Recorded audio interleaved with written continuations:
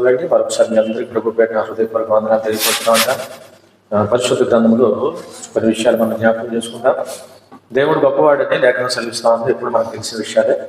మన దేవుడు అంట స్తోత్రముల మీద ఆశ్రయుడైన గొప్ప దేవుడు అంట. ఏ దేవుడు మన దేవుడు? స్తోత్రముల మీద ఆశ్రయుడైన దేవుడు, మహోన్నత స్థలంలో నివసించు దేవుడు, పరిశుద్ధ స్థలాలలో నివసించు దేవుడు, సమీపింపు రాని తేజస్సులో నివసించు దేవుడు మన దేవుడు అంట. యెరూషలేములో నివసించు దేవుడు, సీయోనులో నివసించు దేవుడు మన దేవుడు అంట. కెరూబుల మధ్య నిత్యము నివాసం ఉండే గొప్ప దేవుడు అంటే మన దేవుడు. అలాగే ఎవరైతే లోకంలో చెరపట్టబడ్డారో చెరపట్టబడ్డ వారి మధ్యకు వచ్చేసి వారి మధ్య నివసించడానికి ఇష్టపడుతున్న దేవుడు అంట. అన్నిటికన్నా ముఖ్యంగా మహోన్నత స్థలాల్లో నివసించువాడైనను వెదిగిన వారిని, నలిగిన మనస్సు గల వారిని ఉద్యోగం చేయడానికి, వినయమ గల వారి దగ్గర నివసించు దేవుడు అంట. నలిగిన మనస్సు కలిగిన వారి దగ్గర నివసించు గొప్ప దేవుడు అంటే. హల్లెలూయా. అటువంటి దేవాది దేవుడు మనకు ఉంటాం, మన అదృష్టం. అటువంటి దేవాది దేవుడిని మనందరం కూడా చేతులెత్తి మహిమ ఘనత ప్రభువులు ఆయనకి చెందాలని ప్రార్థన చేద్దాం. హల్లెలూయా, హల్లెలూయా, హల్లెలూయా. సమస్త ఘనత మన ప్రభువుకే, సమస్త మహిమ మన ప్రభువుకే. అటువంటి వాటి మధ్య నివసిస్తున్న గొప్ప దేవుడు, మహోన్నత స్థలాల్లో నివసించేవాడు, విరిగినగిన మనసులో ప్రార్థన చేసేవారి దగ్గర నివసించేవాడు. అక్కడ ఉండగలడు, ఇక్కడ ఉండగలడు. ఉన్నతమైన స్థలంలో ఉండగలిగిన వాడు, విరిగినగిన మనసుతో దీనులై మరి మానవ మాత్రమైన మనం ప్రార్థన చేస్తే మన యుద్ధకు వచ్చి మన పక్కన కూడా నివసించగలిగిన, హెచ్చిష్టవగలిగిన దేవుడి కోసం. హల్లెలూయా. అటువంటి గొప్ప దేవుడు కలిగి ఉంటే మన అదృష్టంగా భావించి బ్రతకాలం అంతా ఆయన మహిమ పొందుతాం, ఆయన కనపడతాం. ఈ ఉపవాస దినాలు మనం ఉన్నాం. ఈ 40 కోట్ల ఉపవాసాలు మీకు తెలుసు. 11వ రోజుకి రోజున మనం ఉపవాసాలు చేయడం దేవుని మహాకృపను బట్టి ఎంతకాలం కాచిన దేవుడు. ఇక ముందు కూడా ఆయన శక్తి, బలము, ఆరోగ్యం ఆయన అనుగ్రహిస్తాడు. తప్పనిసరిగా మన దేవుడు మనకి సదాకాలము తోడే అనుగ్రహిస్తాడు. ఉపవాసాల గురించి మనం మాట్లాడుతున్నాం. గతంలో చాలా విషయాలు చెప్పాం. ఇవాళ దానియేలు గారిని మనం చూసినప్పుడు దానియేలు గ్రంథంలో 9వ అధ్యాయంలో ఆయనకు సంగతి తెలిసినప్పుడు, 9వ అధ్యాయంలో మనం చూసినప్పుడు ఆయనకు ఒక సంగతి తెలిసిందంట. ఆ సంగతి తెలవంగానే వెంటనే ఆయన ఏం చేశాడంటే ఆయనే స్వయంగా సాక్ష్యం చెప్తున్నారు. నేనేం చేశానంటే అని అంటున్నాను. ఏం చేశారంటే ఆయన గోనె పట్టా కట్టుకొని దొల్లి తలపైన వేసుకుని ఉపవాసం ఉండి ప్రార్థన చేయడానికి, విజ్ఞాపన చేయడానికి ప్రభువుకు దేవుని ఎదుట నా మనస్సు నిబ్బరము చేసుకుని నేను సిద్ధపడగలిగి ఉన్నాను అంటాడు దానియేలు. హల్లెలూయా. ఏం జరిగింది? లేఖనాల పైకి మనం చూసినప్పుడు లేఖనం సెలవిస్తున్నట్టుగా ఇర్మియాకు దేవుడు ప్రత్యక్షమై ఒక ప్రవచనం చేశారు.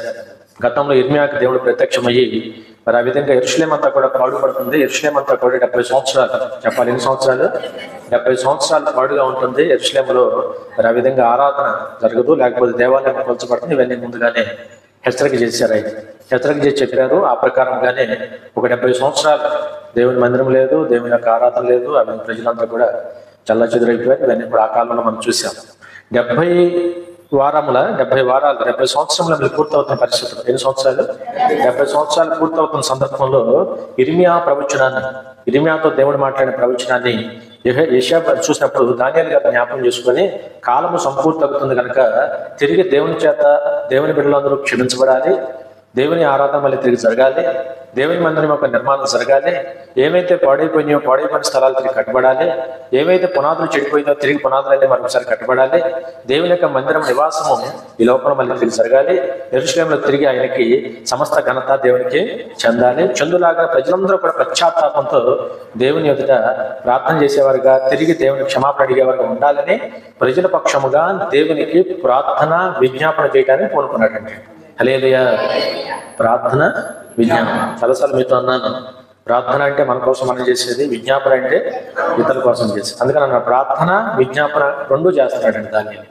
ఆ 2 చేయడానికి ముందు ఆయన చేసే పని ఏంటంటే నాకు ఆ సంగతి తెలవగానే కాలము పరిపూర్ణం అవుతుంది, కాలము సంపూర్తి అవుతా ఉంది, పాడుగా ఉన్న 70 సంవత్సరాల టైం పూర్తవుతున్న సందర్భంలో తిరిగి దేవుని కృప పొందాలి అనే ఉద్దేశంతో మరి అవి చెప్పిన మాట, నేను నా దేవుడి ఎదుట మరి ఆ విధంగా ఉపవాసం ఉండి గోనె పట్టా కట్టుకొని ధూళి మీద వేసుకొని దేవాది దేవునికి నేను ప్రార్థన, విజ్ఞాపన చేయడానికి పూనుకున్నాను అంటే చక్కని మాట.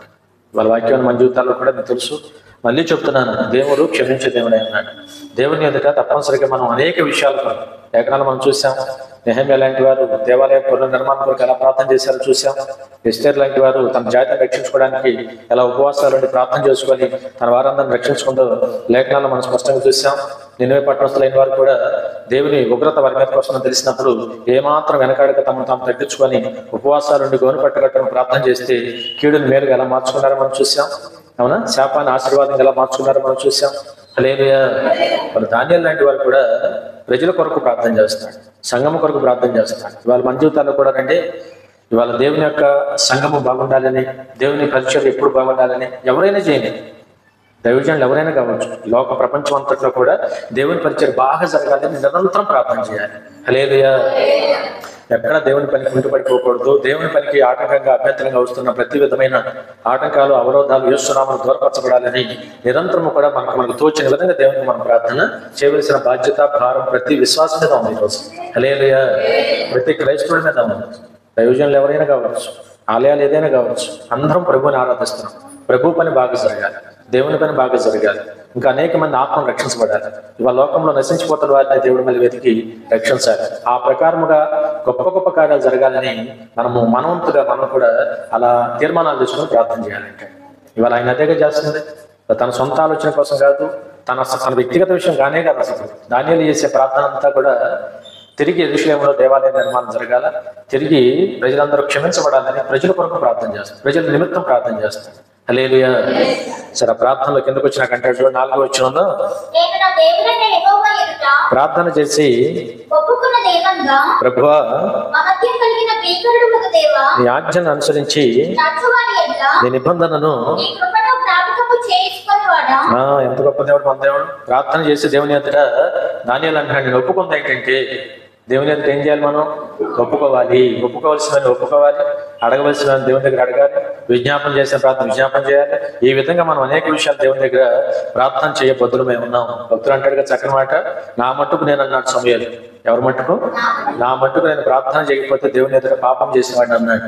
భక్తులైన పౌలు గారు అంటాడు, నేను ప్రార్థన చేయడానికి బద్దునే ఉన్నాడు అంతే.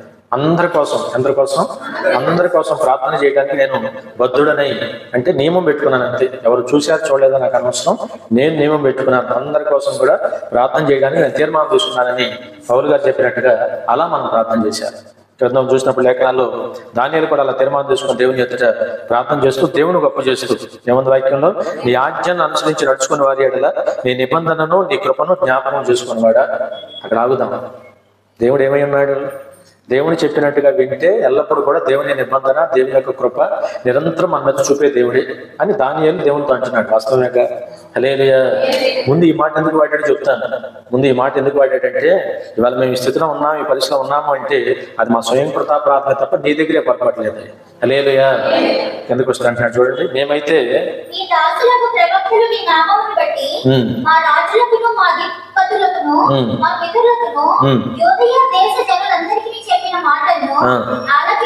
ఆలకించక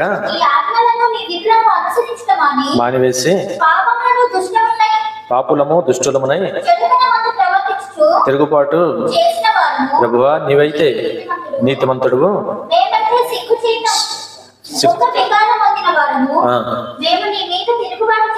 నది ఒప్పుకుంటున్నాడు. అవునా కదా? ఈరోజు సహోదరుడు ఈ రోజున ప్రజలందరిని బట్టి, దానియేలు తన జనాంగాన్ని బట్టి, ఇజ్రాయిలందరిని బట్టి తాను తీర్మానం తీసుకొని ఇవాళ ఈ స్థితిలో మేము ఉన్నామంటే 70 సంవత్సరాలు మరి ఆ విధంగా దేవాలయం పాడుపడిపోయిందంటే ఇది మా స్వయం కృతాపరాధమే తప్ప నీ దగ్గర ఏది లేదు. నువ్వైతే ఎప్పుడు కృప చూపించే. హల్లెలూయా. ఎందుకు జరిగింది ఈ పరిస్థితి అని అంటే ఆయన అంటున్నాడు, నీ మాటలు సరిగ్గా మేమే వినిపించుకోవాలా, పాపులము దుష్టులము చెడుతనముగా ప్రవర్తించిన వారము తిరుగుబాటు చేసేవారు. అవునా? ఇజ్రాయేల్ అందరూ ఈ పనులు చేశారు. మంచి మంచి మాటలు, మంచి మంచి కట్టడలు విధుల్లో పెడితే, ఆజ్ఞలు పెడితే వాటిని ఫాలో అవ్వాలి, వాటిని అనుసరించాల, ఆ ప్రకారం నడవాల. కాబట్టి ఈ రోజున ఈ పరిస్థితి రావడానికి 100కి 100 వాళ్ళు ఇజ్రాయేలీమైన ఈ జనాంగమే కారణము. పైగా కిందకు వచ్చినాక అంటాడు కదా, నీవైతే నీతిమంతుడు ప్రభా, మేమైతే సిగ్గు చేత ఒక వికారము పొందిన వారమని స్పష్టంగా అనుమానం లేకుండా. హల్లెలూయా. ఇప్పుడు దేవుని ఎదురు ఒప్పుకోవడానికి మనకి ఇబ్బంది ఏముందండి? కిందకు వచ్చినాక అంటాడు, మేము తిరుగుబాటు చేసాం. అన్డౌటెడ్ ప్రభా, మేమేం చేసాం? తిరుగుబాటు చేసేవారు. నిజంగా నేను అనుకుంటాను, దానియేలు లేకపోయినా దానియేలు వారి మీద ఆ బాధ్యత తన మీద తను కూడా కలుపుకొని చేస్తాడు ప్రార్థన. సహజంగా మనం ఇష్టపడం, ఎవడో తప్పు నేనెందుకు ఒప్పుకోవాలి, నా మీద ఎందుకు వేసుకోవాలనుకుంటాను వాళ్ళు. కానీ వాళ్ళ ప్రభు యేసుక్రీస్తు వారు చేసిన ఆ మనస్సు దేవుని కదా, ఎవడో మానవులందరూ చేసిన పాపాలు తన మీద వేసుకొని, తను మొన్నే చెప్పాను ఆదివారం ఆరాధనలో, మన కొరకు శాపం లేనివాడే కానీ శాపిగా మారాడు. మానవుల శాపమంతా తన మీద వేసుకున్నాడు. ఈ రోజు మనకి చక్కని విమోచన, విడుదల దేవుడు ఇచ్చాడు ఈ రోజు. హల్లెలూయా. అక్కడ భక్తులైన వారు నిజంగా వారే తప్పులు చేయకపోయినా, నెహెమ్యా లాంటి వారు, ఎజ్రా లాంటి వారు, దానియేలు లాంటి వారు, చాలా మంది భక్తులైన వారు వ్యక్తిగతంగా ఏ తప్పులు చేయకపోయినా సమాజం యొక్క తప్పులు తమ మీద వేసుకొని మేమైతే అన్న పదం కలుపుకొని దేవుని యొక్క పశ్చాత్తాపంతో ఉపవాసం ఉండి మరి ఆ విధంగా తగ్గించుకొని దేవునికి ప్రార్థన చేశారంటండి ఈరోజు. హల్లెలూయా. మరి ఆ విధంగా మనం ఇంకెంత ప్రార్థన చేయాలి? మనలో మన వ్యక్తిగత లోటుపాట్లు ఉంటాయి, పొరపాటు చూపులు, మాటలు, తలంపులు, ఆలోచన పొరపాట్లు. మరి మనం నిజంగా ఎంత నిజాయితీగా దేవుని ఎదుట ప్రభువాన్ దేవుని ఎదుట ఒప్పుకోగలిగితే, ఒప్పుకుంటే క్షమించబడతాం. నిజంగా వాళ్ళ దానియేలు తిరిగి సమయం సమీపిస్తుంది కదా, ఏది దశకుండా మళ్ళీ తిరిగి ఆయన పనంతా బాగా జరగాలని, నిర్మాణం జరగాలి, ప్రజలందరూ కూడా తిరిగి దేవుని ఆరాధించాలని మంచి ఉద్దేశంతో ఆ విధంగా దేవుని ఎదుట ఒప్పుకొని ప్రార్థన చేస్తున్నాడు. కిందకు వస్తే అక్కడ చక్కగా మాట, ఎక్కడ తరిమేశాడు దేవుడు? సకల దేశం చల్లా చెదురు అయిపోయారు కదా. ఎలా అయిపోయారు? చల్లా చెదురు అయిపోయారు. మీకు తెలుసు, యెరూషలేములోను యూదా దేశంలోను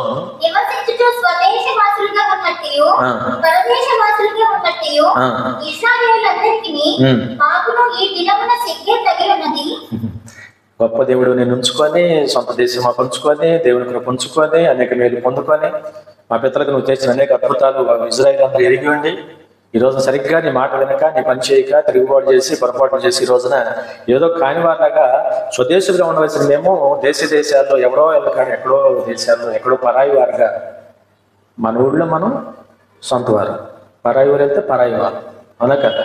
పరాయి వాళ్ళలాగా ఎవరో పంచన, ఎవరో దేశాల్లో ఎక్కడ పెడితే అక్కడ చెదర పట్టబట్టి నిజంగా మాకు సిగ్గే తగినది అంటున్నాడు. సిగ్గే అనుమానం లేదు ఈ రోజున. అప్పుడు కూడా సిగ్గుపట్ల ఇజ్రాయేల్ బుద్ధి లేదు. ఒక రకం చూస్తే ఇచ్చి ఇంత గొప్ప దేవుని పెట్టుకొని, మనకంటూ సొంత, అవునా, దేశం పెట్టుకొని, సొంత దేవుని పెట్టుకొని, గొప్ప దేవాలయం పెట్టుకొని, ఈ రోజు ఇట్లా చెదరగొట్టబడ్డా ఎవరో దగ్గర పరాయి పంచన బ్రతకాల్సిన పరిస్థితి వచ్చిందని సిగ్గే మాకు తగ్గిందయ్యా, ఇప్పుడు కన్నా క్షమించు. హల్లెలూయా. ఎవడన్నా నీకు సిగ్గు లేదంటే కోపం వచ్చింది. నిజంగా దేవుని ఎదుట నాకు సిగ్గు లేదు ప్రభు, నేను తప్పు చేశానంటే మంచిది అది ఈరోజు, అవునా కదా? నాకు సిగ్గు ఎక్కడ ఉంది? నువ్వు చెప్పిన మాట కనుక ఈ పరిస్థితి దాపురించింది నా జీవితంలో. ఈ విధంగా నేను అనేక రకాల నష్టపోవడానికి నోటిపళ్ళు, నాకు సిగ్గు లేదు, నేను చేసిన తప్పులే అని ఒప్పుకునే మనస్తత్వం ఎంతమంది ఈ రోజు? హల్లెలూయా. ఎవరన్నా నీకు సిగ్గు లేదని కోపం వచ్చింది.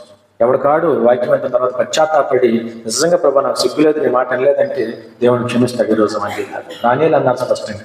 సిగ్గే దేవుని ఈ జనాంగానికి తగ్గినది. కిందకు వస్తే అక్కడ మాట చేసినందున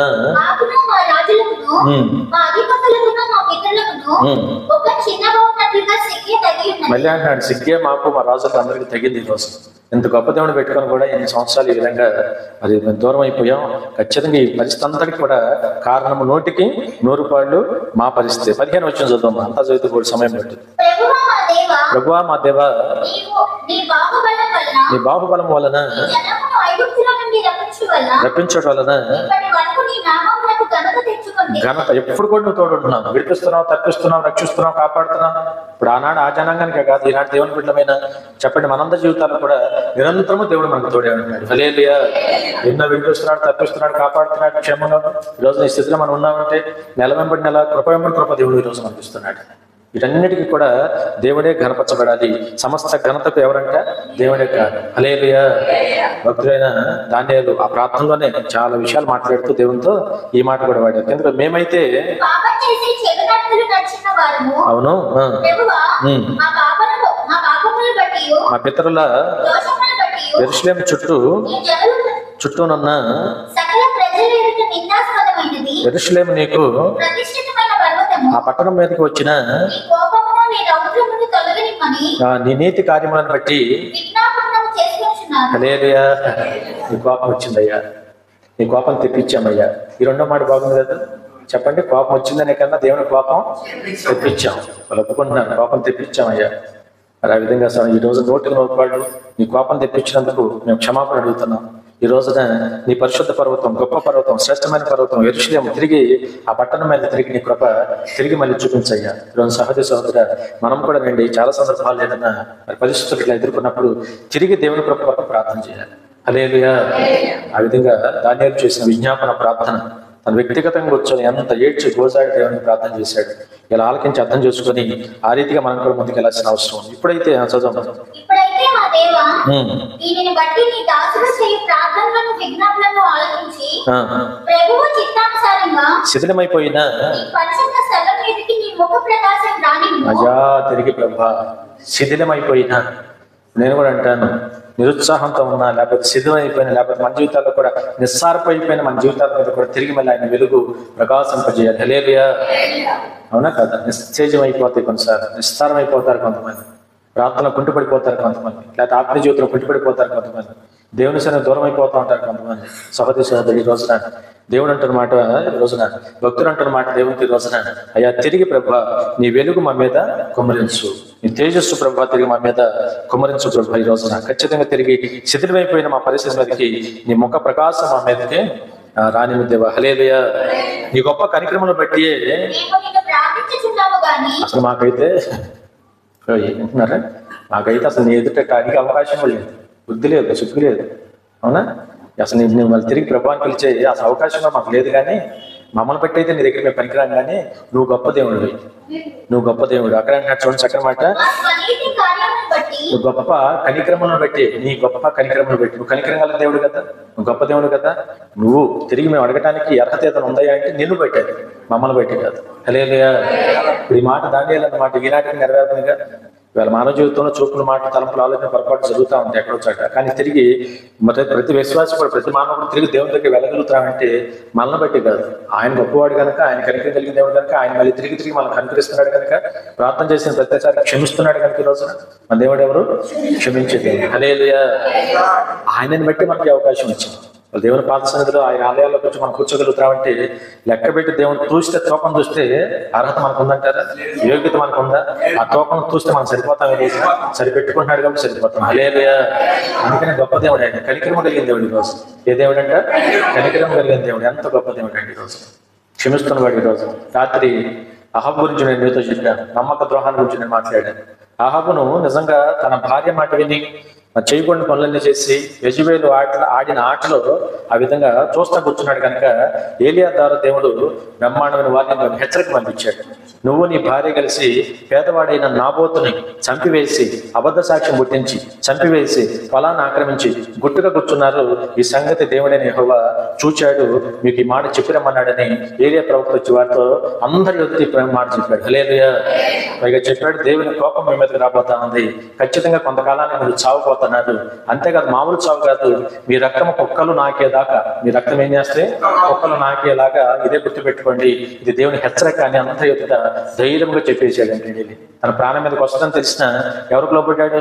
దేవుని చిత్తానికి లోపడి, దేవుని మాటకు లోపడి ధైర్యంగా చెప్పేసి వెళ్ళిపోయాడు. ఆ మాటలు చెప్పంగానే వెంటనే అహాబు చేసిన పని ఏంటో తెలుసా? పశ్చాత్తాపడి గోనిపట్ట కట్టుకొని ఉపవాసం ఉండి ధూళి మీద వేసుకొని క్షమాపణ అడుగుతూ దేవాది దేవునికి ఎంతగానో, మొదటి రాజు 21 అధ్యాయంలో ఎంతగానో ఏడుస్తూ ప్రార్థన చేశాడండి. అయ్యా, నాకు నిజంగా ఈ విషయంలో లోతుగా నాకు ఈ విషయం పూర్తిగా తెలియదు. నా భార్య నిజంగానే ఈయన పొలం కావాలని ఆశ ఉంది, కానీ ఈ తతిమ ఆట అంతా ఆడించింది ఎవరో? భార్య యెజబెలు కదా. అబద్ధ సాక్ష్యాలు పుట్టించి ఆ విధంగా నేరం మోపి తీసుకెళ్లి ఉరికొయ్యకి ఎక్కించి చంపించి వేసి ఆ పొలాన్ని ఆక్రమించేసి ఎన్ని చేసి నిజంగా ఆవిడ ఈ యొక్క దోషంలో 3 వంతుల పైన ఆమెదే తప్పన్నమాట. కాబట్టి ఇంకో పని ఏంటంటే, ఈ హెచ్చరిక వినగానే, ఏలియా ద్వారా దేవుడు పంపించిన హెచ్చరిక వినగానే చూసిన అహాబు ఏం చేశాడంటే, దుఃఖపడుతూ ప్రార్థన చేస్తే వెంటనే దేవుడు అన్నాడు, ఏలియాతో మాట్లాడుతున్నాడు, ఏలియా చూచావా, నాకు భలే నచ్చింది అన్నమాట. ఎంత గొప్ప దేవుడు అండి. ఎన్ని రకాల తెలుసో తెలియక పొరపాటు జరిగిన పశ్చాత్తాపడి దేవుని దగ్గర ప్రార్థన చేసుకుని తప్పనిసరిగా తిరిగి క్షమించడం సిద్ధమర్చగలిగాడు. హల్లెలూయా. హల్లెలూయా. అహాబు విషయంలో దేవుడు అంటాడు, ఏలియాతో అంటున్నాడు, చూచావా, నా బిడ్డ తగ్గించుకొని మరి అహాబు మళ్ళీ పశ్చాత్తాపడి ఉపవాసం ఉన్న ఎదుట ప్రార్థన చేస్తున్నాడు కనుక నేను ఒకటి అనుకుంటున్నాను, ఈ క్షణమే నేను చెప్పిన హెచ్చరిక ఇతర కాలంలో కాకుండా, ఏ కాలంలో? అహాబు కాలంలో కాకుండా మరి కుమారుల కాలంలో ఆ శిక్ష అంతా వారికి మీద నేను రప్పించుదును. కాబట్టి ఇది మళ్ళీ గుర్తుపెట్టుకోమని ఏలియాతో చెప్పాడు. ఆ అహాబు మీదకి వచ్చే శిక్షను దేవుడు ఆపాడు, ఆపి అన్నాడు బైబిల్. ఈ కాలంలో ఆ ఉగ్రతను ఆపి కుమారుల కాలంలో, భార్య కాలంలో ఆ శిక్షను రప్పిస్తానని హెచ్చరిక చేశాడు. అవకాశం దేవుడు ఇచ్చాడు లేదు, క్షమించే దేవుడు. ఏ విధమైన పరిస్థితుల్లో కూడా. అందుకనే క్రైస్తవ జీవితంలో మనం దేవుని దగ్గరికి వెళ్ళటం, మోకరించడం, ప్రార్థన చేయటం, ఉపవాసాలు ఉండటం, నెలకొట్టుకోవటం అత్యంత అవసరం ఈరోజు మనందరి జీవితాలు. హల్లెలూయా. ఆ ప్రకారం మరి ప్రార్థన చేసే లేఖనాలు చూసాం. సరే, రాత్రి ఇంకొక విషయం చెప్పాను, అంత మంచి అవకాశం అహాబుకి ఇచ్చిన ఉపయోగించుకోలేకపోయాడు. తిరిగి 2 తప్పులు చేశాడు లేదా? తనకు సహాయం చేయడానికి వచ్చిన యెహోషాపాతునేమో అడ్డం పెట్టి తను కాపాడుకుని యెహోషాపాతుని ఇరికించాలని చూశాడు. రెండవది, మరి యుద్ధానికి వెళ్ళడానికి సలహా కోసం పిలిపించిన మికాయాని కావాలని పిలిపించి సలహా అడిగి దేవుని చిత్త ప్రకారంగా యుద్ధంలో విజయమానం చెప్పినందుకు తనకు అనుకూలంగా చెప్పలేదని చెరసాలను వేయించి అన్నం నీరు కూడా సరిగ్గా పెట్టొద్దని హెచ్చరిక చేశాడు. ఆ మాటకు మికాయా అన్నాడు, రాత్రి నువ్వు వెళ్తున్నావు కానీ సభందరూ ఎదురు చెప్పాడు, అన్యాయంగా నన్ను పిలిపించి దైవ సేవక ప్రవక్తగా ఉన్న నన్ను పిలిపించి దేవుని చెప్పమన్న మాట నేను చెప్తే అది నువ్వు సహించక నన్ను చెరసాల్లో వేస్తున్నావు కదా, ఇదిగో ఖచ్చితంగా నువ్వు వెళ్తావు కానీ తిరిగి మళ్ళీ నీ రాజ్యానికి నువ్వు ప్రాణంతో రాలేవు. హల్లెలూయా. ఈ ప్రకారముగా జరగకపోతే నేను చెప్పిన మాట నా దేవుడు నాతో చెప్పించిన మాట కాదని నేను నమ్మండి. ఒకవేళ జరిగితే నా నోట పలికించిన మాట దేవుడిదని నమ్మండి. హల్లెలూయా. నా నోట పలికించిన మాట వచ్చే నిజమైతే రాజు మళ్ళీ తిరిగి రాడు క్షేమంగా. ఒకవేళ ఆయన క్షేమంగా వస్తే నా మాట అబద్ధం, నన్ను మీ ఇష్టం ఏదైనా చేసుకోవాలి. రాత్రి చూసాం వాళ్ళ దేవుడు అవకాశం ఇచ్చిన అహాబు 2 తప్పులు చేశాడు. వాళ్ళు అందుకని మరి ఎట్లా కుదురుతుంది? అందుకని నమ్మక ద్రోహం చేయాలని ప్రయత్నం చేశాడు. ప్రవక్త విషయంలోనూ ఇటు చూస్తే తన సహాయం చేయడానికి వచ్చిన యెహోషాపాతు విషయంలో కూడా 2 తప్పులు చేస్తే మనం లేఖనాలు చూసాం. ఎటోబోయే బాణం వచ్చి తగిలి, అవునా కదా, ఉట్టు పుణ్యానికి రథం మీద అంత రక్తం గారి కొంతసేపటికి అహాబు ఉట్టు పుణ్యాన్ని చచ్చిపోయాడు. పెద్ద యుద్ధం చేసి ఏం చచ్చిపోయాడు? ఎవడో సైనికుడి యొక్క బాణము గురిదెక్కి వచ్చి తగిలి చచ్చిపోయాడు. దేవుని చిత్తం కాకపోతే ఏమవుతుంది? అరే, పై వచ్చినాలను క్షమించబడ్డాడు. మరి ఖచ్చితంగా ఈ యొక్క ఉగ్రత మీదకి రాదని దేవుడు అవకాశం ఇచ్చినా కూడా దాన్ని వినియోగించుకోలేక మళ్ళీ తప్పులు చేసి పొరపాటు పడ్డాడు, చనిపోయాడు. లేఖనాలు చూసాం. తిరిగి శవముగా రాజ్యాన్ని తీసుకురాబడ్డాడు. హల్లెలూయా. శవముగా వెళ్ళేటప్పుడు అంటాడు, క్షేమముగా నేను తిరిగి వస్తానన్నాడు, కానీ శవంగా తిరిగి వచ్చాడు. మికాయా చెప్పిన ప్రవక్త చెప్పిన మాట నెరవేరింది. సహోదరి సోదరుడా, ఈనాడు వాక్యం మనం అందరూ చూస్తారు. చాలా జాగ్రత్తగా ఉండాలి. దేవుని ఎదుట మనం తగ్గించుకొని ప్రార్థన చేయాలి, పశ్చాత్తాపడాలి, ఒప్పుకోవాలి. ఆ ప్రార్థన చేసి ఆయన చేత క్షమించబడిన తర్వాత మరీ జాగ్రత్తగా మన ఆత్మీయ జీవితాన్ని కొనసాగించాలండి. హల్లెలూయా. కాబట్టి ఇక్కడ దానియేలు గ్రంథం కూడా చూడండి, అదే ప్రార్థన చేస్తున్నాడు. అయ్యా, నీ ఎదుటికి మేము వస్తున్నామంటే మా గొప్పతనం కాదు, నీ గొప్పతనాన్ని బట్టి, నీ కనికరాన్ని బట్టి మీ ఎదుటికి మేము రాగలుగుతున్నాం ప్రభు అని చక్కని ప్రార్థన చేస్తున్నాడు. దాన్ని కిందకు వస్తే అక్కడ అంటాడు చూడండి, మా స్వనీతి కార్యములను బట్టి మా స్వనీతి కార్యాలు కాదు, మా నీతి అయితే నీ దగ్గర మేము బతికాం. అది వాక్యం, బ్రహ్మాండమైన మాట. ఎవడైనా సరే గుర్తుపెట్టుకోవాలి. అందుకని ఎక్కడ మనం బట్టి మనం హెచ్చించుకోవడానికి లేదు. నేనేదో మంచివాడిని, నేదో నీతి మంతుడిని, మన నీతి ఆయన దృష్టికి మురుగుపట్టని వాక్యం సెలవిస్తాం. మన నీతి ఏం సరిపోతుంది? మన ప్రార్థనలు ఏం సరిపోతుంది? మన అంత పరిశుద్ధమా లేకపోతే అంత గొప్ప వరకు ఏం సరిపోతుంది? ఎవడో చాలు రోజు మాకు. అందుకనే దేవుడు ఒక మాటలో తేల్చేశాడు.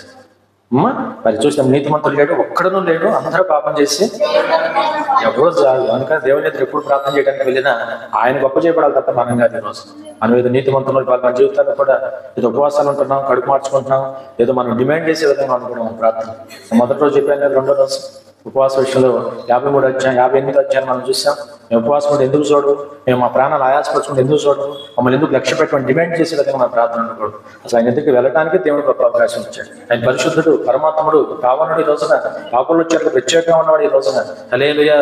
ఆయన ఎందుకు వెళ్ళటమే గొప్ప ధన్యత మనకి. ఈ రోజు వెళ్ళి అవకాశం ఇచ్చి ప్రభువాన్ని పిలిచే ఆ ధన్యత దేవుడు మనకు ఇచ్చాడు. రోజు అందును బట్టి మనం ఏమన్నారంటే, మా స్వనీతి కార్యాన్ని బట్టి కాదు ప్రభు, నీ ఎదుట నీ గొప్పతనాన్ని బట్టి, నీ కనికరాన్ని బట్టి, నీవు ఇచ్చిన అవకాశాన్ని బట్టి వచ్చి నీ ఎదుట మేము ప్రార్థన చేయగలుగుతున్నామని దేవుని గొప్ప చేస్తూ మనం తగ్గించుకొని ప్రార్థన చేస్తే తప్పక మన ప్రార్థన దేవుడు ఉంటాడు. హల్లెలూయా. కిందకు వస్తాం, ముగిద్దాం. చెవియోగ్య ఆలకించుము,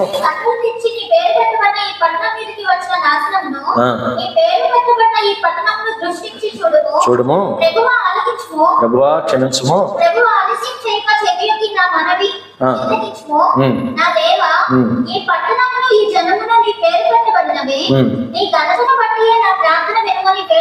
చూడండి ప్రార్థన ప్రతి వర్డ్ ఎంత బాగుందో చూడండి, ప్రతి మాట ఎంత బాగుందో చూడండి. నీ పేరు పెట్టబడిన ఈ పట్టణం ప్రభా, నీ పట్టణం అయ్యా ఇది. నీకు చెడ్డ పేరు వస్తుంది జీవితంలో, భవిష్యత్తులో, చరిత్రలో. ఈ రోజున మళ్ళీ తిరిగి ప్రభా, మరి నీకు మంచి పేరు రావాలి, తిరిగి నువ్వు క్షమించయ్యా ఈ జనాంగాన్ని. నీ పేరు పెట్టబడి నీ పర్వతం ప్రభా ఇది. అందుకనే మా ప్రార్థన ఆలకించయ్యా ప్రభా, మమ్మల్ని క్షమించయ్యా. ఆలస్యం చేయగా మా చెప్ప మనవి నువ్వు చిత్తగించు ప్రభా. ఈ పట్టణము నీ పట్టణం కనుక, నీ పేరు పెట్టబడిన జనాంగం కనుక నీ ఘనతను పెట్టి మా ప్రార్థన వినయ్యా. హల్లెలూయా. నీ ఘనతను బట్టే మా ప్రార్థన వినయ్యా. ఎంత బాగుందన్నమాట. నీ ఘనతను బట్టి, నీ గొప్పతనం బట్టి అన్న మా ప్రార్థన వినయ్యా. మేము మంచివారు, నీతిమంతులు నీ దగ్గర రావట్లా.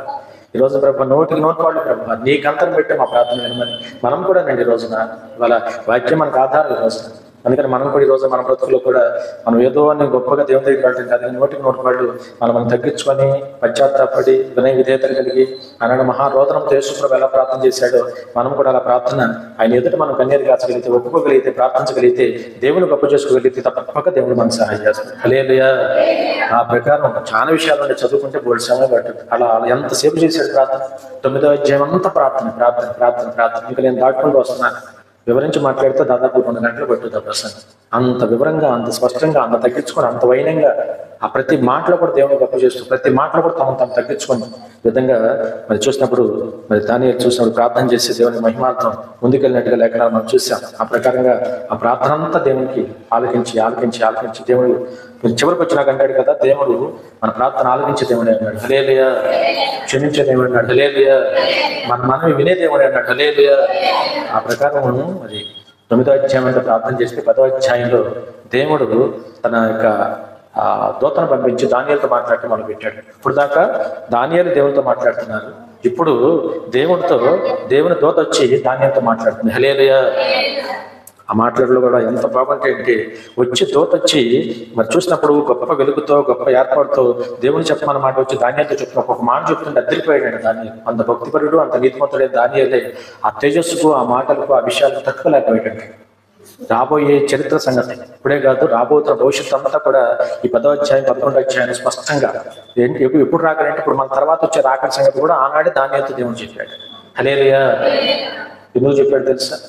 ఇప్పుడు మన కష్ట సుఖాలు లోతుగా ఎవరితో పంచుకుంటామంటే, మనం బాగా ఇష్టమైన వారితో పంచుకుంటాం. మన గురించిన శ్రద్ధ కలిగిన వారు, మన గురించి ఇష్టం కలిగిన వారు, మన మాట బాగా ఆలకించేవారు, మన మంచి కోరుకునేవారు, మన గురించి అవగాహన కలిగిన వారితో స్పష్టంగా లోతుగా మనం ఆ విషయాలు చెప్తాం. ఇప్పుడు దానియేలు దేవుని విషయంలో, సంఘ విషయంలో, ప్రజల విషయంలో, దేవాలయ విషయంలో, ఆరాధన విషయంలో అంత శ్రద్ధ కలిగి ఏంటో తన వ్యక్తిగతంగా ఏ తప్పు చెప్పినా అన్ని బాధ్యతలు మీద తీసుకుని ఉపవాసం ఎలా ప్రార్థన చేస్తుంటే దేవుడు అనుకున్నాడు, చాలా సంగతులు నీతో చెప్పాలి.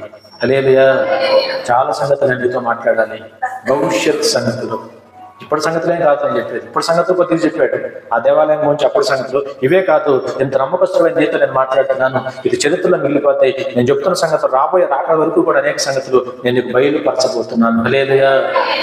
దేవుడు బయలుపరిచేదేమో. అందుకని దానియేలు గ్రంథంలో ఉన్నంత స్పష్టత ఎక్కడైనా మనం ప్రకటన గ్రంథంలో అనుకుంటాం, చాలా సంగతులు, రాబోయే సంగతులు, రహస్యాలు యోహాను గారికి చెప్పాడు అనుకుంటాం. కానీ అంతకుముందు పాత నిబంధనలో కూడా భక్తులకి 2వ రాకడ సందర్భాలు కూడా ముందుగా ఏనాడు చెప్పేశాడు దేవుడు కొన్ని సంగతులు. ఎంత గొప్పది అండి, ఎంత శక్తివంతుడు.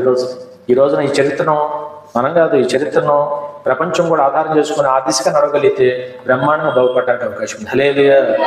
ఇంకెంతకన్నా రహస్యము వివరించి చూపించే రహస్యం లేవన్నది, బయలుపరచబడిన రహస్యం అనొచ్చు. రహస్యమే కానీ ఏం చేయబడింది? బయలుపరచబడింది. మరి బయలుపరచబడిన రహస్యాన్ని నమ్మాలా, చదవాలా, వినాలా. శాస్త్రవేత్తలు, సైంటిస్టులు, జ్ఞానులు, గొప్పవారు, విద్యావంతులు, బలవంతులు చాలా మంది ఉన్నారు ప్రపంచం ఈ రోజున. కానీ ఈ రోజున వాక్యం దగ్గరికి రాగలిగే లోతుగా సంగతులు పరిశ్రమ చేయగలిగితే బ్రహ్మాండమైన ఆశీర్వాదం పొందడానికి అవకాశం. హల్లెలూయా. మన దేవుడు బయలుపరిచేదేమంటే, గతంలో కూడా దానియేలు రాజుగారికి వచ్చిన కళాకాలభావంలో అందరు ప్రాణం మీదకి వస్తుందని తెలిసినప్పుడు వెంటనే దేవాలయ దేవుని దగ్గర తన స్నేహితులను హెచ్చరించి కలిసి ప్రార్థన చేశారు. 2వ అధ్యాయం చేశారు కదా. కలిసి ఎంతగానో వారు ప్రార్థన చేస్తే నిజంగా వారికి ఉన్న ఆ ఇదిని బట్టి ఆ పదం వాడాడు. స్నేహితుల దగ్గరికి వచ్చి అన్నాడు, మనమే కాదు ఈ రాజ్యంలో ఉన్న జ్ఞానులందరూ 70-80 మంది జ్ఞానులు ఉన్నారు, మనతో పాటు వారితో పాటు మనం కూడా నశించే పరిస్థితి వచ్చింది. దానియేలుకి ఎంత మంచి ఉద్దేశం అంటే, మనమే కాదు వారు కూడా నశించకూడదు.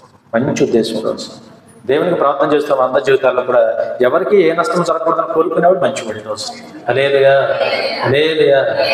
ఎవరికి ఏ కష్టమో, ఎవరికి ఏ శాపమో రాకూడదని కోరుకునేవాడు నిజంగా దేవుని బిడ్డ రోజు. పాత నిబంధనలు మీకు తెలుసు, ఒక చిన్నది ఇశ్రాయేలు దేశపు చిన్నదాన్ని మనం చూసాం. నిజంగా తనకు ఎంతో కీడు చేసి ఒక రకంగా తనని తల్లిదండ్రులకి, సంఘానికి, గ్రామానికి, ఆరాధనకి, దైవ సేవకులకి, దేవునికి దూరం చేసి బానిస పిల్లగా నయమాన్ని తీసుకొచ్చినప్పుడు కూడా నయమాన్ని ఎక్కడ కూడా ఆమె శిక్షించట్లేదు. నేను అందుకే అన్నాను, దీవెనసారి తప్ప ఎవరిని శిక్షించకూడదు. దీవెని వచ్చినవి తప్ప ఎవరిని మనం శాప వచ్చిన మన నోటమిట రాకూడదు. హేతు లేని శాపాలు తగ్గమని కూడా బైబిల్ చదివిస్తుంది. హల్లెలూయా. ఆ ఇశ్రాయేలు దేశపు చిన్నదండి నేను చూసినప్పుడు నాకు అనిపిస్తూ ఉంటుంది నిజంగా, అసలు కించిత్ కోపం కానీ, కించిత్ బాధ కానీ, కించిత్ ఇది కానీ ఆమెకు లేక, పైగా ఆ యొక్క సేవకుడు తన యొక్క యజమానిగా ఉన్న నయమాను మరి ఆ విధంగా తన బానిసలుగా తెచ్చి తన ఇంటి పని మనిషిగా పెట్టుకొని ఇంటిళ్ళ పాది జాగ్రత్త చేపిస్తున్నా కూడా యజమాని మంచి కోరుకుంది నిజంగా. హల్లెలూయా. కళలో కూడా ఎక్కడ కూడా ఆలోచన రాదు. దేవుని బిడ్డమైన మన జీవితాల్లో దైవ సేవకుడు అంటూ అన్నారు, అవునా? ఇవాళ నన్ను ఈ పరిస్థితికి తీసుకొచ్చాడు కాబట్టి ఆ యొక్క దేహం ఎప్పుడో చూసిందంట, నయమాన్ యొక్క దేహాన్ని చూసిందంట. బట్టలు ఉతికే పని ఉంది కదా, బట్టల నిండా కుష్టి వ్యాఖ్యలకు రసిగారుతా ఉంటుంది కదా, ఆ రసంతా బట్టలు తను గమనించి తన యజమానులను అడిగితే వాళ్ళని జబ్బు ఉందమ్మా అయ్య గారికి. నయమానికి ఏముంది? వాళ్ళని జబ్బు ఉంది, కుష్టి వ్యాధితో బాధపడతానని తెలిసినప్పుడు నిజంగా మరి అయ్యో తను బాగుపడాలనుకుంది తప్ప నన్ను బానిసపిల్లగా తీసుకొచ్చాడు, నేను ఎంత భక్తురాలని, అందుకనే వీడికి పెద్ద వ్యాధి పెట్టాడు, వీడి తిక్కతనంగా కుదిరింది అనుకోవాలా. మంచివారు, దేవుని పెట్టడు, దేవుని నచ్చేవారు ఎవరికి ఏదైనా జరిగితే సంకబుద్దుకోడు. దిక్కుమాలిన ఆలోచన, పనికిమాలిన ఆలోచన. తనకు శత్రువైనా తనను బానిసపిల్లగా తెచ్చినా కూడా ఆ వ్యక్తి యొక్క క్షేమం కూడా తను కోరుకుంది, ఆ వ్యక్తి కూడా బాగుపడాలని తను కోరుకుంది ఈరోజు. హల్లెలూయా. అది కావాల్సింది ఈరోజు. దైవసేవకులు అంటూ అన్నారు, ఏమనుకుంటున్నావు, నా ప్రార్థన మామూలు ప్రార్థన, నేను ప్రార్థనా పరులు కాదు కాబట్టి నన్ను బానిసపిల్లగా తెచ్చాడు కాబట్టి ఈ పెద్ద జబ్బుడికి వచ్చింది. పోతాడు ఈ జబ్బుతేడు అనుకోవాలా, ఈ జబ్బుతేడు పోతాడు అనుకోవాలా, పోవాలి అనుకోవాలా. నేను పెద్ద ప్రార్థనా పరులు అనుకోవాలా, నేను పెద్ద దేవుని పెట్టిన అనుకోవాలా, నేను పెద్ద నీతిమంతురాలు అనుకోవాలా. కాబట్టి నాకు చేసిన నష్టాన్ని బట్టి వీటికి నష్టం జరగాలి అని కోరుకోవాలా. అసలు ఈ లక్షణాలు ఏమైనా ఉన్నాయా? అందుకని వాళ్ళ వయసు వాక్యమైన మన అందరి జీవితాలు కూడా మనం బాగా ఆలోచించాలి. ఎవరైనా సరే అండి, వాళ్ళు నిజంగా మనకు నష్టం చేసినా కూడా వారికి అయితే నష్టం జరగాలని మనం చేస్తే కోరుకోకూడదు ఈరోజు. హల్లెలూయా. అసలు కించిత్ కూడా మన జీవితాలు కోరుకోకూడదు ఈరోజు. అందుకని ఎక్కడ మన జీవితాలు మనం అర్థం చేసుకొని ఇవాళ 100కి 100 మంచిగా కోరుకోవాలి, మంచిగా జరగాలని కోరుకోవాలి. అది క్రైస్తవ లక్షణం, దేవుని బిడ్డ లక్షణం. ఆ లక్షణం కలిగి మనం ఎంత చిన్న ప్రార్థన చేసినా దేవుడు ఆలపిస్తాడు. హల్లెలూయా. సొంతని అంత చేశాడు, అంత చేశాడు, పరిచాడు, అంత చేశాడు. ఎవరి ప్రార్థన దేవుడికి నచ్చిందో లేఖనాలు మనం చూసాం. అందుకనే ప్రార్థన కన్నా ప్రవర్తన బాగుండాలి, లక్ష్యం బాగుండాలి, ఉద్దేశం బాగుండాలి, ఆలోచన బాగుండాలి. వాళ్ళు ఇశ్రాయేలు దేశపు చిన్న దాని యొక్క ఆలోచన అంత గొప్పగా ఉంది కాబట్టి పరిశుద్ధ గ్రంథంలో ఆమె నుంచి గొప్పగా దేవుడు రాయించాడు ఈరోజు. హల్లెలూయా. కాబట్టి వాళ్ళ వాక్యం మన జీవితాలు. వాళ్ళు దానియేలు లాంటి వారు కూడా ఏ మనస్తత్వం, అరే మనమే కదా బాబు, ఇక్కడ ఉన్న 70 మంది జ్ఞానులు కూడా ఆ రాజుగారికి ఏదో కళ వచ్చిందంటే పాపం తెలవకపోతే వాళ్ళ మందికి ప్రారంభంలోకి వచ్చింది. ఇవాళ చూసినప్పుడు వారు పోవటం కాదు, మనం పోవటం వాళ్ళు పోతారు. 70 మంది జ్ఞానులు కూడా నశించకుండానట్లుగా, అంటే చక్కని పదం వాడాడు అక్కడ దానియేలు. ఇక్కడ ఉన్న 70 మంది జ్ఞానులు నశించుకోకుండానట్లు మనం కూడా నశించుకోకుండానట్లు ఆ దేవుని మనం వేడుకుందాం రండి అన్నాడు స్నేహితులతో. హల్లెలూయా. వేడుకొని మనం ప్రార్థన చేద్దాం అని ఆ రాత్రికాల సమయంలో నలుగురు కలిసి కట్టికలుసుగా ఆ విధంగా దేవాది దేవునికి ప్రార్థన చేస్తే అద్భుతంగా ఆ సంగతులన్నీ కూడా దేవుడు దానియేలుకి బయలుపరిచారంటే. దానియేలుకి ఏం చేశాడు దేవుడు? బయలుపరిచే దేవుని ఈరోజు మధ్య ఆ సంగతులన్నీ బయటకు వచ్చినప్పుడు ఎంతో శక్తివంతులని దేవుని స్తుతించి, దేవుని మహిమపరిచి, దేవుని గణపరిచి, ప్రభా ఈ సంగతులను నువ్వు బయలుపరచబోతే మాకు ఎవరు చెప్తాడు ప్రభా అని దేవుని ఎంతగానో స్తుతించి రాజు దగ్గరికి ధైర్యంగా ఆ ఊళ్ళో ఉన్న జ్ఞానం కూడా తీసుకెళ్ళి జ్ఞానం దగ్గరికి వెళ్ళి ముందు చెప్పాడు దాన్ని. ఏమని? మా దేవుడు మాకు ఈ సంగతులు బయలుపరిచాడు, మీ ప్రాణాలు కూడా ఎక్కడ బావు రండి అన్నప్పుడు వారంతా కూడా సంతోషించి, హృదయం ఎంత సంతోషం అక్కడ జ్ఞానులు కూడా. హల్లెలూయా. ఇవాళ ఈయన బట్టి మా ప్రాణాలు కాపాడమండి. ఆ సంగతి తెలిసిన దేవుడు ఎంత గొప్పవాడు అనుకుని ఉంటారు మొత్తం. వీళ్ళు రాజుగారి దగ్గర ఆ సంగతి అంతా తెలియపరిచి ప్రాణాపాయం నుంచి వారు తప్పించబడటం కాకుండా ఆ 70 మంది జ్ఞానుల ప్రాణాలకు తప్పించారు రోజు. హల్లెలూయా. కాబట్టి మనం కూడా ఆ రీతిగా ముందుకెళ్ళాలి. సరే, ఇక్కడ మనం చూసినప్పుడు ఇందాక 9వ అధ్యాయంతో ప్రార్థన చేశాడు కదా, 10వ అధ్యాయంలో నిజంగా దేవుడు అతనితో దర్శనం రీతిగా దేవుడు మాట్లాడినప్పుడు అంటే ఆ దర్శనాలు చూసి చాలా భయం చేసిందంట దానియేలు. చూడండి, ఒక మాట 7వ వచనం చూడండి, 10:7. దానియేలును నాకు ఈ దర్శనం కలుగగా మనుషులు, నాతో ఉన్న మనుషులు దాన్ని చూడలేకపోయారు కానీ మిగులు భయాక్రాంతులై దాక్కుని వల్ల వారు పారిపోయారు. నేను ఒంటరిగా ఉండి ఈ గొప్ప దర్శనమును నేను చూచితిని, చూచినందున నాలో బలమేమీ లేకుండా పోయింది, నా సొగసంతా వికారం అయిపోయింది, బలము నా యందు. హల్లెలూయా. అదే లెక్క వచ్చిన దైవ దర్శనానికంటే అక్కడ ఉన్న వారు, తనతో ఉన్న వారంతా కూడా చూడలేకపోయారంట. అమ్మో ఈ వెలుగును తట్టుకోలేకపోతామని పారిపోయి దాక్కున్నారంటే. పారిపోయి ఒక దానియేలు మాత్రమే నిలబడగలిగాడు. ఆ శక్తిని అంతేందాక సమీపింపరాని తేజస్సు మన దేవుడు. హల్లెలూయా. సమీపింపరాని అంటే మనం ఆయన దగ్గరికి చేరలేనంత తేజస్సు ఆయన. గట్టిగా ఎండగత్తేనే ఎండమోహాన్ని చూడలేదు, అవునా కదా? మరి అట్లాంటిది 1,000,000 సూర్యకాంతులు వెలుగుతూ ఉన్నవాడు. 1,000,000 సూర్యకాంతులు, ఒక్క సూర్యుని చూడలేదు, కాసేపు గట్టిగా లైట్ అంటే చూడలేదు మన జీవితాన్ని. 1,000,000 సూర్యకాంతుల వెలుగు కన్నా గొప్పవాడు మన దేవుడి రోజు. హల్లెలూయా. అటువంటి తేజస్సు ఆయన వచ్చినప్పుడు అంటే ఉన్నవారంతా పారిపోతే ఒక్కడే ఆ దర్శనం చూడటానికి నిలబడగలిగాడని, ఆ విధంగా అదంతా చూసినప్పుడు విన్నప్పుడు అంటే వెంటనే అంటున్నాడు, నాలో బలమంతా లేకుండా నాకు సొక్సంతా వికారం అయిపోయింది, నా బలము నా ఎంతో నిలవలేదు. నేను అతని మాటలు వింటేని, అతని మాటలు విని నేను అయితేనే అప్పుడు అతను చేతితో నన్ను ముట్టి నా మోకాళ్ళను అరచేతులను నేల మోపి నన్ను నిలబెట్టి, దానియేలు నీవు బహు ప్రియుడు కనుక నేను నీ యొద్దకు పంపబడితిని, నీవు లేచి నిలవబడి నేను నీతో చెప్పు మాటలు తెలుసుకొనుమనెను. హల్లెలూయా. ఇది అందరికీ రాదయ్యా. ఆ విధంగా మరి ఖచ్చితంగా నువ్వు బహుప్రియుడు కనుక, దేవునికి నువ్వు బహుప్రియుడివి. ఆ మాట అంత పాపం చూడండి, నువ్వు దేవునికి బహుప్రియుడు కనుక నీ దగ్గరికే దేవుడు నన్ను పంపించాడు. ఖచ్చితంగా నేను దేవుని దగ్గర నుంచి తెలియపరుస్తున్న మాటలన్నీ కూడా నువ్వు తప్పక వినాలి, నువ్వు తెలుసుకోవాలి. ఈ సంగతులన్నీ దేవుడు నీకు స్వయంగా బయలుపరచమని నన్ను పంపాడు. హల్లెలూయా. ఆ సంగతులన్నీ కూడా లేపి కూర్చోబెట్టి నువ్వు నిలబడు, చాలా సంగతులు నీతో మాట్లాడాలి. అందుకనే ఒక మాట మీరు చెప్పాలా, 9వ అధ్యాయంలో దేవుడు మనతో 10వ అధ్యాయంలో అట్లా మనతో మాట్లాడాలి అంటే మనం దేవునితో మాట్లాడాలి కదా. మన దేవునితో మనం మాట్లాడటం బాగా నేర్చుకుంటే మనతో కూడా దేవుడు మాట్లాడతాడు. మన దేవుడు నిజంగా మాట్లాడేది ఈరోజు. అందుకని మనం కూడా ముందు దేవునితో మాట్లాడటం కూడా నేర్చుకోవాలి. లేఖనాలు ఉంది కదా, ముందు మనం దేవుని దగ్గరికి వస్తే, దేవునికి లోబడితే సాతాను పారిపోతాను. అలాగే దేవునితో మనం మాట్లాడటం బాగా నేర్చుకుంటే దేవుడు కూడా అనేక రీతిగా మనతో మాట్లాడతాడు. దర్శనాలు, కళలు, ప్రవచనాలు, వాక్యం, లేఖనాలు, దైవసేవకులు, బోధకులు, కొన్నిసార్లు అన్యుల చేత కూడా మనతో మాట్లాడతాడండి. హల్లెలూయా. అందుకని ఆ సంగతులన్నీ కూడా తెలియపరిచి మెల్లమెల్లగా ఆ సంగతులను చెప్పుకుంటూ వచ్చాడు. జరుగుతున్న చరిత్ర ఏం జరగబోతున్న ప్రవచనాన్ని కూడా తెలియపరిచి చివరికి వచ్చినాక అంటాడు చూడండి, 17 వచ్చాడు.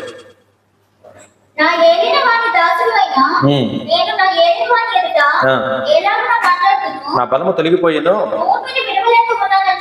చెప్పగా ముట్టి నన్ను బలపరిచి, దేవునికి బహుప్రియుడివి, భయపడకము, నీకు శుభమును గాక, ధైర్యం తెచ్చుకొనమని నాతో చెప్పాను. అతను నాతో అనగానే నేను ధైర్యం తెచ్చుకొని, నీవు నన్ను ధైర్యపరిచేది కనుక. హల్లెలూయా. ఎందుకంటే అసలు మామూలు తేజస్సు కాదు అది, మామూలు దర్శనం కాదు. కొన్నిసార్లు మన జీవితాలు కూడా ఇతను కలొస్తే చెమట్లో పట్టుకొచ్చి ఒళ్ళంతా తడిసిపోయి భయం వేసిపోయి అసలు మనం ఎక్కడున్నామో తెలియదు, లేదు చూసినా కూడా భయంగా ఉంది. పక్కన తొడుగుంటాం, మన వాళ్ళు ఉండాలి లేదా మన ఇల్లు కాదు. చాలాసార్లు మీకు గమనించాను, నేను పొందినా నా సాక్ష్యాలు చాలాసార్లు నేను అనుభవాలు చూశాను. ఒకసారి ఏమో చూపిస్తాడు దేవుడు.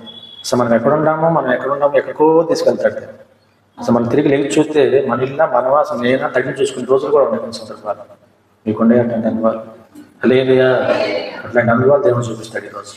ఆ విధంగా తిరిగి లేచి చాలాసార్లు నేను కొన్ని చూసి ప్రార్థన చేసిన రోజులు లేచి భయంతో చెమట్లో పెట్టలేదు, గుళ్ళని చూసి తడిచిపోయిన రోజులు, నిద్రలో అంత చెమట పట్టుతుందని ఊహించాం కొన్ని సందర్భాలు. అంత చెమట, అంత తడిచిపోయి, అంత భయం వేసిపోయి లేచిన రోజులు.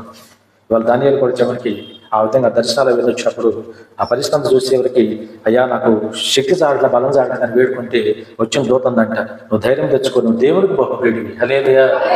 దేవునికి నువ్వు బహుప్రియుడు కనుక చాలా మంచి ఆలోచన. మరి ఆ విధంగా నీకు ఉంది కనుక దేవుడు ఖచ్చితంగా నీకు తోడే ఉన్నాడు, నువ్వు ధైర్యం తెచ్చుకోమని చెప్పినప్పుడు ఆ మాటను బట్టి ధైర్యం తెచ్చుకున్నాడు. అంటే ఆ మాటను బట్టి మన దేవుని బట్టి ధైర్యం, దేవుని మాటను బట్టి ధైర్యం, దేవుని సన్నిధిని బట్టి ధైర్యం, దేవుని వాక్యాన్ని బట్టి ధైర్యం, దేవుని సంఘాన్ని బట్టి మనకు ధైర్యం వస్తుంది. హల్లెలూయా. ఆ ప్రకారం మనం ముందుకెళ్తే దేవుడు ఇంకా వాడుకోవడానికి అవకాశం.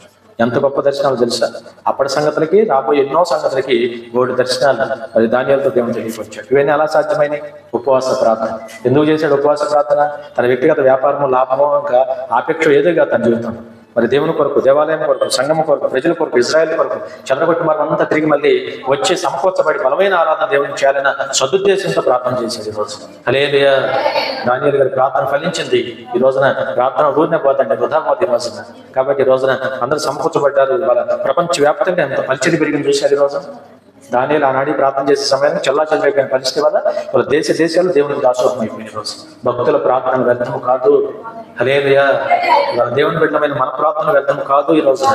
అందుకని ప్రార్థన మన కోసమే కాదు, ఇట్లాంటి సమాజ స్పృహతో మనము అనేక మంది క్షేమం కొరకు దేవుని చిత్తం బాగా జరగాలని మనం ప్రార్థన చేయాలి.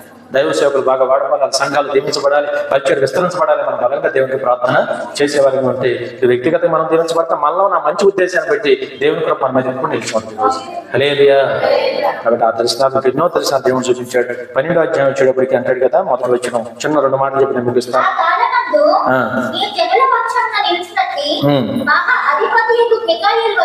వచ్చును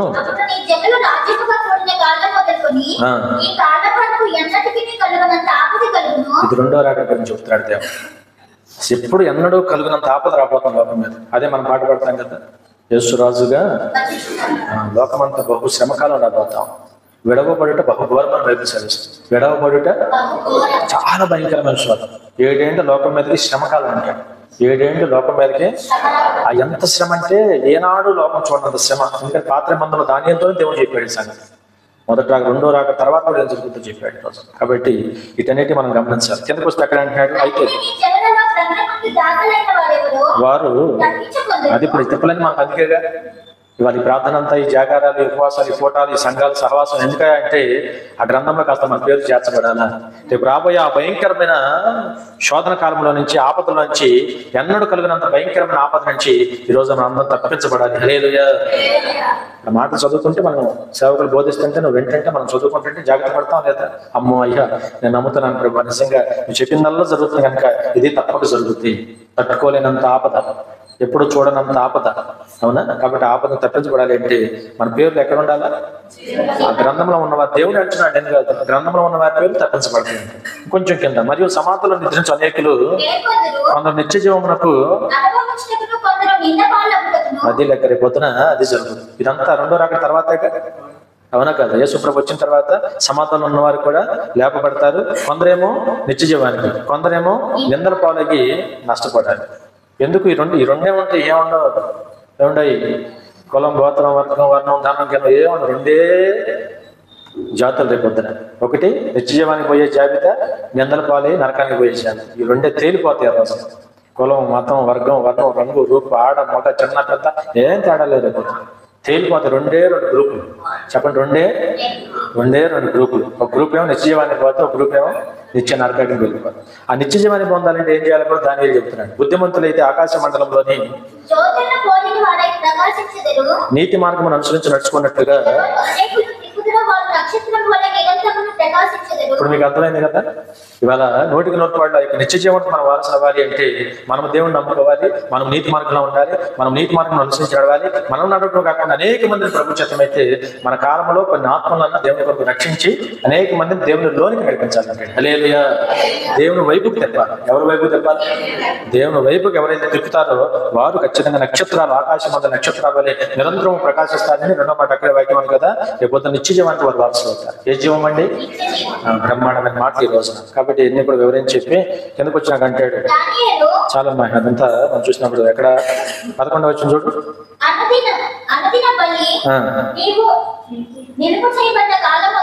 13వ వచనం. నీవు అంచెం వరకు కూడా చూడండి. ఎప్పుడు దాకా మనం ఎక్కడికి ఉండాలి? అంతం వరకు. అందుకనే సువార్తకి వెళ్ళిన ప్రభు కూడా అంటాడు, అంతం వరకు ప్రార్థించిన వాడే రక్షించబడతాడంట, అంతం వరకు సహించిన వాడే రక్షించబడతాడని బైబిల్ చదివిస్తుంది. హల్లెలూయా. చెప్పండి 2 మాటలు. అంతం వరకు ప్రార్థించిన వాడే రక్షించబడతాడు, అంతం వరకు సహించిన వాడే రక్షించబడతాడు. హల్లెలూయా. ఆ ప్రకారంగా చివరికి దానియేలుకి దేవుడు తేల్చింది ఏంటంటే అంతం వరకు దేవుని తెలుసుకొని దేవుని నిలకడగా ఉండిన ఎడల. చెప్పండి, ఎలా ఉండాలా? తెలుసుకోవటం ఒక ఎత్తు, నమ్ముకోవటం ఒక ఎత్తు, దేవుళ్ళు ఉండటం ఒక ఎత్తు, దేవుళ్ళు నిలకడగా ఉండటం ఎత్తు. 4 రోజులు లోకంలో పోయి 4 రోజులు లోకంలో దేవుడు 4 రోజులు అటు డ్యాన్స్ వేసామనుకో అహ్లాగా ఎప్పుడు పోతాం మనకే తెలియదు. డ్యాన్స్ లేకుండా ఆ జాగ్రత్త కలిగి ఉంటే ఆ క్షమాపణతో ముందుకు వెళ్ళిపోయేవాడుగా. ఎటో పోయే బాణం నీకు తగలకుండా ఉండేదిగా. అనవసరమైన కుక్క జాబు చాకుండా ఉండేవాడుగా. నీ రకం కుక్కలు నాకుండా దేవుడు తప్పించేవాడుగా. మరి ఆయన చెప్పిన మాట జాగ్రత్త తప్పలేదుగా. నీ ఒక దుర్బుద్ధేగా. నువ్వు నిలకడలేమీ తిన్నావే కదా. నీలో నిలకాల్సిన ప్రాంతం లేకపోవటమే కదా. దేవుడు నేను క్షమించాడు, మరి అక్కడ ఉండొచ్చుగా. ఉండలా, తప్పు పొరపాటు చేశాడు. అందుకని ప్రభు మళ్ళీ చెప్తున్నాడు ఈ రోజున అంతము వరకు నిలకడగా ఉండిన ఎడల విశ్రాంతి నుండి కాలం అంతా నువ్వు వంతులు నీవు నిలిచారు. హల్లెలూయా. రేపు అందరం కూడా మన వంతులో మన కాలమందు మన వంతు చొప్పున మనం దేవుని కొరకు దేవునిలో దేవుని ఎదుట నిలబడే అంత శక్తి మనం పొందుకోవాలి. హల్లెలూయా. దేవుని మహాప్రభు చేత మనందరం కూడా ప్రభు చేత మీద ఈనాడు వాక్యం ఎదుట ఉన్న మీరందరూ మనందరం కూడా ఆయన ఎదుట మన వంతులో ఆయన ఎదుట ధైర్యముగా నిలుచుండు కృప మనందరికీ దేవుడు తప్పక అనుగ్రహించుగాక. హల్లెలూయా, హల్లెలూయా, హల్లెలూయా. ప్రార్థన చేసుకున్నాం. తలవంచు చిన్న ప్రార్థన కుటుంబ తాలూకా చిన్న ప్రార్థన చేయండి.